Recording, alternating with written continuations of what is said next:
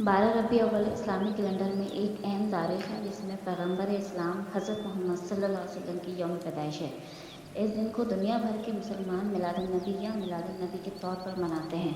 حضرت محمد صلی اللہ علیہ وسلم آج کے دن 570 عیسوی میں مکہ عرب میں پیدا ہوئے۔ مسلمان اس موقع کو قرآن پڑھ کر، اشعار پڑھ کر اور نبی محمد صلی اللہ علیہ وسلم کی شان میں گیت گا کر یاد کرتے ہیں۔ بہت سے لوگ رسول صلی اللہ علیہ وسلم کی تعلیمات کی تقلید کرتے ہوئے خیرات، مہربانی اور سخاوت کے کاموں میں مشغول ہیں۔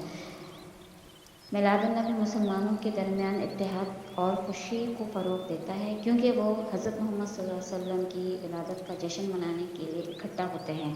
یاد رکھیں کہ تاریخ کیلنڈر پر ہر سال مختلف ہوتی ہے کیونکہ اسلامی کیلنڈر قومی قمری پر مبنی ہے۔ دعا ہے کہ یہ مبارک دن مہربانی، خیرات اور ہمدردی، محبت اور امن کو پھیلانے کے کاموں میں ترغیب دے۔